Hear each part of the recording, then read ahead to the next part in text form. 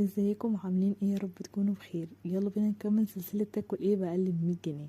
النهاردة معانا عربية موجودة في شارع 9 في المعادي بتعمل سندوتشات برجر. اسعارها لطيفة جدا، من 45 ل55. ممكن دلوقتي تلاقوا الاسعار زادت حاجة بسيطة عشان خاطر الحاجات كلها الخامات غليت.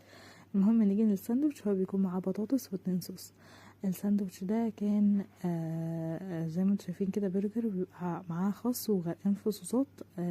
البرجر كان هو قال لي ان هو اللي بيعملها، مش شركات مثلا او حاجه. البرجر على الرغم ان هي كانت عريضه وكبيره الا انها كانت مستويه من جوه، والبرجر كان جوسي، والبطاطس دي كان عليها توابل، كانت حلوه جدا. البرجر اهو زي ما انتم شايفين كده مستوي ومليان، يعني جوسي كده من جوه، وكان حلو جدا. التجربه كانت لطيفه، روحوا انتوا كمان جربوه. ولو عجبكم الفيديو اعملوا لايك وشير وسبسكرايب على اليوتيوب، واشوفكم في فيديوهات تانية. باي باي.